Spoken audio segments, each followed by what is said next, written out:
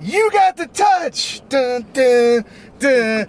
You got the power. Yeah! Welcome to the next episode of Matt and Todd Go to the Movies with special guests Tim, Marie, and Liam.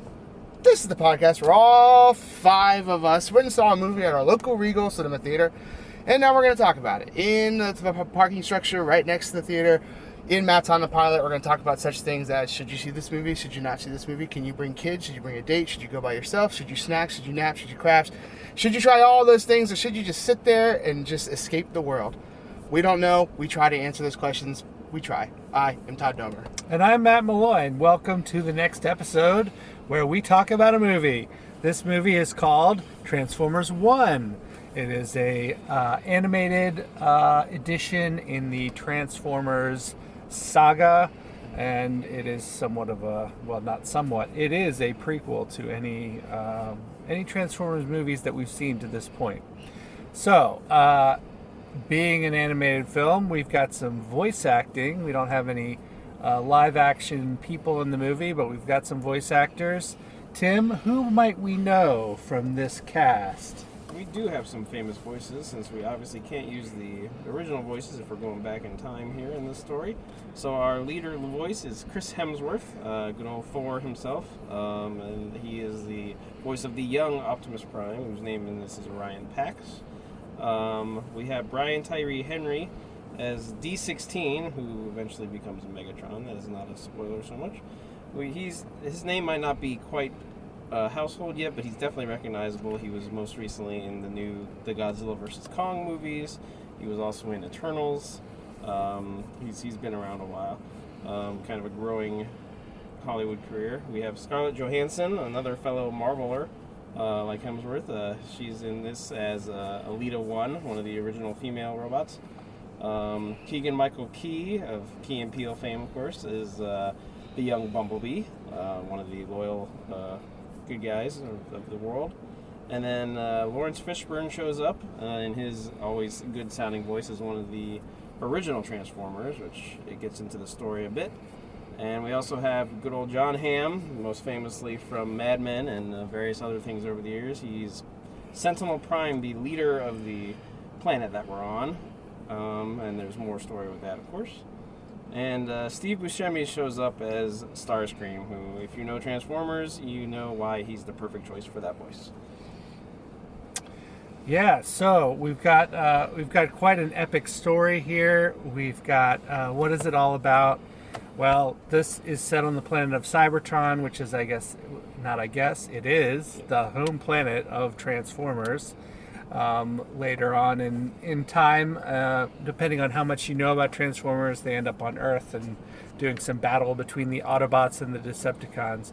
Well, this story is all about sort of how the original Transformers from the early 80s came to be, and how they developed their personalities and their allegiances. And so I'll give very broad strokes what the story is. Basically, you've got 4 young Transformers who are in the underclass on Cybertron, which is being ruled over by Sentinel Prime, who is good or bad.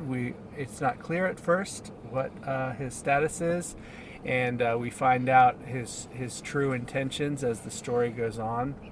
Anyway, these four young, I keep saying young. Yeah, well, they're robots. Yeah.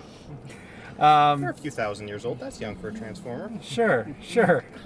So anyway, these 4 friends or acquaintances who become friends, they go on a journey to find this thing called the Matrix of Leadership. Yes.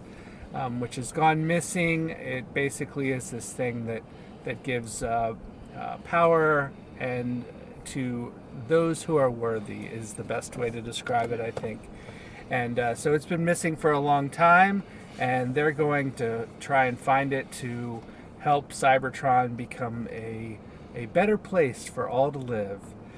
And along the way, yes, we find out that these people who have different names, for the most part, are the precursors to people that you've heard of before, like Optimus Prime and Megatron. And so they take their journey, and they end up going down their roads, leading into being sort of the people that, if you're familiar with Transformers, the robots that you know, and sort of with their personalities. And I'm not gonna spoil it any more than that. I'll just say that this is sort of a traditional hero's journey, and we get a lot of backstory and lore about Transformers. And so I'll leave it to say, Todd, what is your gut reaction to Transformers 1? Well, my gut reaction is that I liked this movie. I had a good time. I think this is a good movie. I would like to get some of the negatives out of the way first before I start praising it. There were a couple of, like, I don't know if I want to call them plot holes, but like disjointed stuff. Example is they get put down with B-127, and the whole point of that 10-minute talk about how you're stuck here, there's no way out, you're here, and then all of a sudden we can get to the surface. I've been able to escape this whole time. That was like really set me back a little bit. Like, but you know, like those are small. I think that's not big. It didn't take me out of the movie. The other kind of negative thing, and this is my own thing, I take it on myself. I don't expect anyone to agree with me or, you know, land on my side of this, but Chris Hemsworth was just not an Optimus Prime to me. Like, he tried. I give him the credit. He tried. But it didn't land with me. But I also don't think anything will land with me, because I think Optimus Prime has the most iconic voice, at least in my head. And it's just never. It's gonna take me out of it a little bit. It's not just that nice voice. Yeah, fatherly leader. It's a nice warm hug every time he starts talking. But you know, like I said, those are small things. The positives is that I think this movie is always kind of doing something. Like, I didn't really feel a lull a little bit, which I liked. I liked not being bored.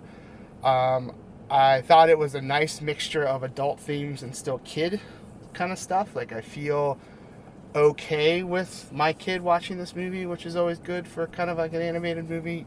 But as a Transformers fan, I was hoping they weren't going to shy away from some of the lore of all the stuff being kind of dipped in slavery and stuff like that. Like, I wouldn't like if that was covered up just to make it a kid's movie. And I thought they did a nice blend of keeping it kid friendly, but then also, you know, letting you know what the story is and how it's shady, and, you know, you should feel uncomfortable with it and not happy about it. So, yeah, I mean, this is going to get a positive rating from me. I would say see this movie. I don't see a reason why you wouldn't see this movie unless you absolutely hate Transformers and you're a GoBots fan, I guess. I don't know. Like, wait for the GoBots movie whenever it happens. So, yeah, go see this movie. See it in theaters. I think as an animated movie, especially with like action-packed animated movies, you know, it's not going to be the same if you don't see it in theaters. So I would say definitely go see this in theaters. And that's going to be me, because I can prattle on if I want to. Let's turn it over to Liam. How did you feel about this little number? It was awesome. It was definitely better than I was expecting. It was better than, I'd say, all the live-action movies. I'm not going to say it was better than the 86 movie, because then people in this car will throw it in my throat, but that's okay. No. I wouldn't do that. But it was really good. It was a good movie, but it was also just there's how do I frame this? It was really good for if you just want to see it and enjoy it, but also if you're going as a Transformers fan, there's all these little lore tidbits. They pulled from pretty much every iteration, from Unicron Trilogy, G1, Prime, live action movies. There was all these little lore bits that were pulled together and mixed in a way that came across as something really unique and really interesting. Cybertron looked different than it has ever looked before. The character designs were unique but recognizable. And there was just all these little references that if you know what you're looking for were really, really fun and made the movie better, but they didn't distract from the movie. Speaking of design, I really liked the Quintessence design, which really was a nice juxtaposition with the mechanical angles of Cybertron. You had kind of an organic look where it almost looked like their ship was a living thing, which I thought was cool. That's not a spoiler because they were in the trailer. Yeah. But it was just really interesting, and the story was something that doesn't often get told. Really, the only origin you get of Optimus Prime and Megatron is either a single episode in most series or books that are a prelude, or in comics, which most people haven't seen or read. So this was a really nice, unique story for pretty much anyone is able to enjoy, but Transformer fans are really, really, really going to be able to enjoy it. Nice. Marie? We know that you're a strong supporter of the Transformers. And I am a strong supporter of movies that people I care about love. There you go. And that is why I'm here. Otherwise, I know nothing about them. And I still know nothing about them. And I did have my blankie and I took a nap. Good. nice. Tim? I'm also a longtime Transformers fan, as Todd can attest to. I'm wearing my 1986 original movie shirt. I agree with Liam on a lot of points. This movie, if you are even, not even deep into the Transformers lore, you just were a fan growing up, or you know enough about Transformers, there's stuff for you here. The humor is pretty sharp. There's some cute little throwaway jokes that are references to previous movies or songs that are just kind of tied to the Transformers franchise. And I thought all the voice actors did a great job trying to capture as Matt said, the characters and the essence of the people you know, or the personalities that have, always been consistent across many versions of these stories. I'm with Todd in that Hemsworth was trying. It's hard to capture that Optimus voice. And I don't know if I can blame him for that, because I'm not sure anybody ever can. I think he did his best, especially as the movie gets along and he gets more Optimus-like. He tried better, and it sounded more like it. Will he ever be Peter Cullen? I don't think anybody ever will be. But I have no problem following him in this obviously probably new set of movies as the voice of Optimus for now. I also actually was really pleasantly surprised by Tyree Henry doing Megatron. He took it in a little bit different direction, but it still worked. And he still definitely captured why Optimus and Megatron become such rivals in the future, and why they're the way they look at things becomes what you always know. And then just in general, everybody hit their parts. Buscemi is perfect as Starscream, to the point where he sounded almost just like the original voice actor, and I thought that was a nice touch. Snivelly, whiny, suck-up type, which is just Starscream. You can't be Starscream without that. So again, like I said, the little lore tidbits, like Liam mentioned, are great. If you're a fan, if you remember some of the designs, there's some crowd scenes where you can spot pretty much every Transformer from the original cartoon. It was just a very, I would say, almost a love letter to the Transformers world. The creators of this clearly were putting things in there for people to notice. And then even if you don't notice it, I think, it's, as Matt said, a typical hero's journey movie, and those are always if you hit the right notes with those, you can always tell a great story with those. And so yeah, I'm eager to see if they make a few more movies of these, and see how much more of the prequel times we get into, because they're, like you said, they're still on Cybertron and we're not to Earth yet. So I'd be eager to see some more of this. And Matt. Well, so I'm not the deepest into the Transformers lore.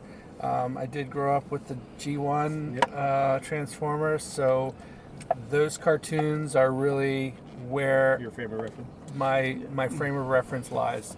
I will say I picked up on quite a few of the little Easter eggs and tidbits that were throughout the movie, and those were fun, and I enjoyed those moments, and I really did enjoy the story of Megatron and Optimus, and how they, as you said, Tim, became rivals from being friends at the beginning of this movie. And other than that, I would say if you're not a Transformers fan, I don't know if this is one for you. That's fair. I think it really does help to have some kind of frame of reference for what you're going into beyond. These are robots that transform. I would agree with that. To really enjoy it. Yeah. Because I think if you strip away the fandom nature of this, like if you take out the tidbits, which you can't take out, but if you did, the story becomes, I think, a lot. I think the story is propped up by those things. I don't think it's a perfect story without, some help along the way, and it benefits from that if you are a fan. So,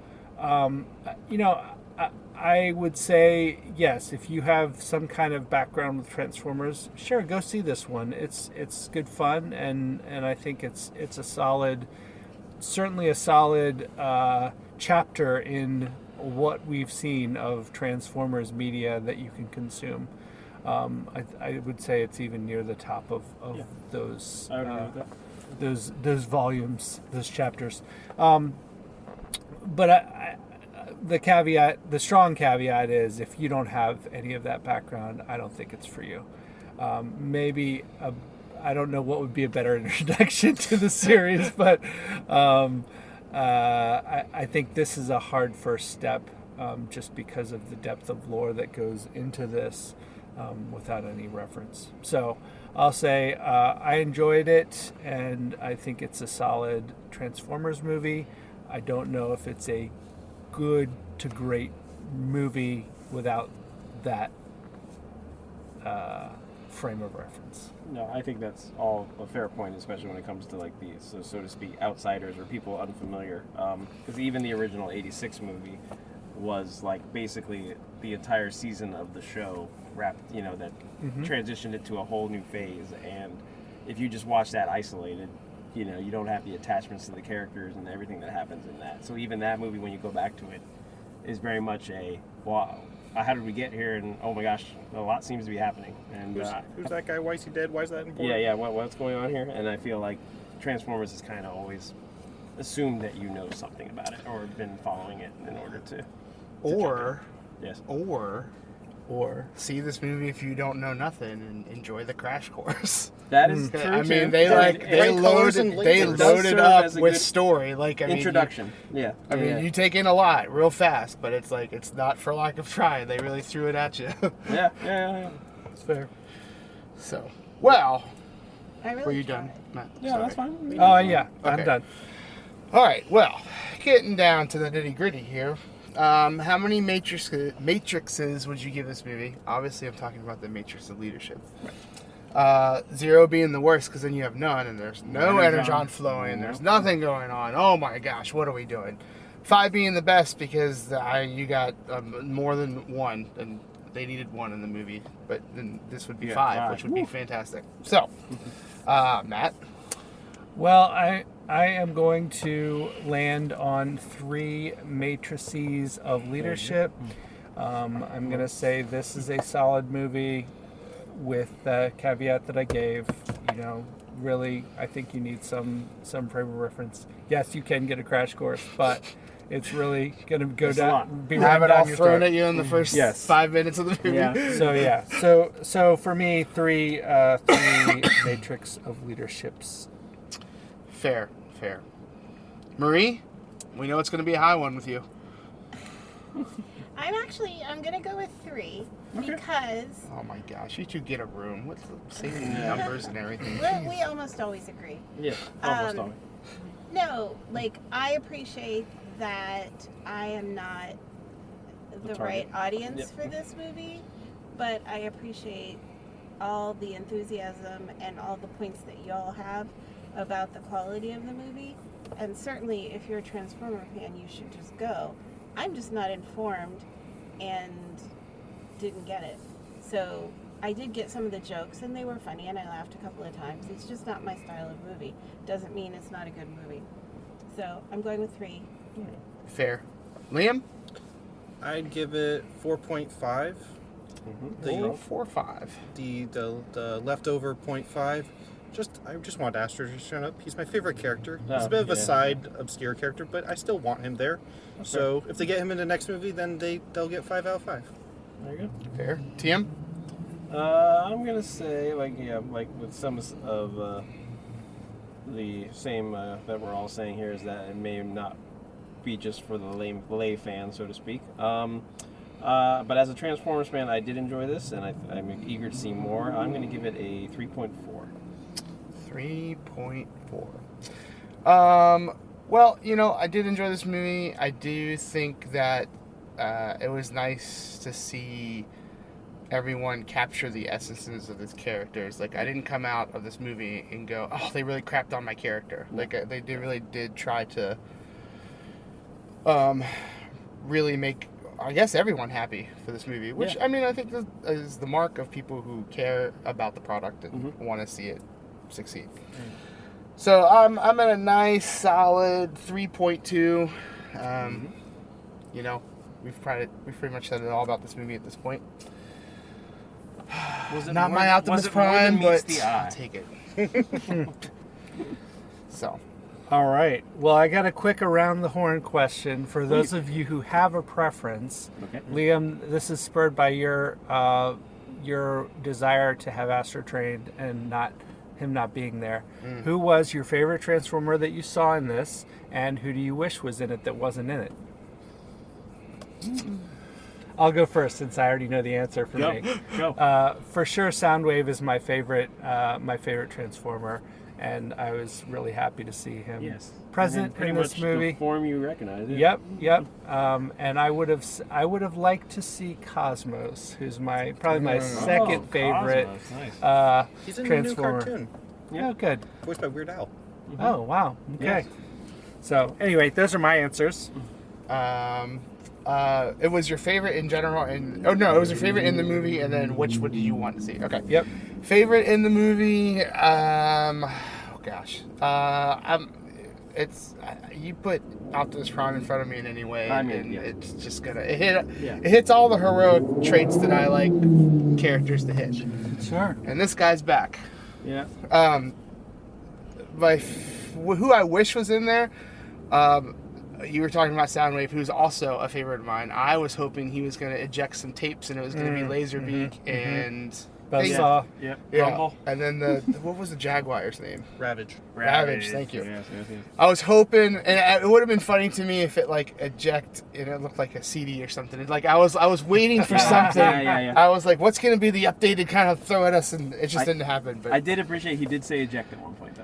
yes, did, yeah. yes. And they as being a fan of Soundwave, I was like, I enjoyed everything they did with him. You don't overuse them. You keep him in the background. You only hear his voice a little bit, and it's just chef's kiss. Yes. I agree with that. Liam? I think my favorite who was in there, it was probably Shockwave.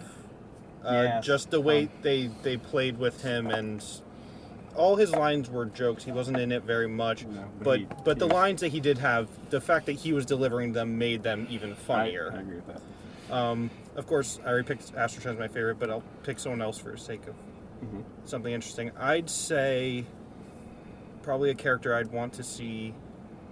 I wish I could have seen in there would have been Devastator, because it would have been really cool to have seen a combiner in this style. And I have no idea how he would have fit in plot-wise, Right. but it just would have been really cool to have that moment, to have a combiner. Well, now you're talking about what's going to be in the next movie. Probably. Hopefully. Probably. Tim? Yeah. Yes, I'd say in this one, the one that surprised me, because, I mean, she really isn't a big part of the lore in the G1. There was an episode that showed their origins and stuff, but getting more on Alita 1 was nice, Scarlett Johansson's character. Because she's different than the female robot that most people think of, which is RC. She's much more of a leader type and the tough one, and I thought they did a nice job building her out more. She had very Princess Leia vibes. Yes, I felt. I agree with that.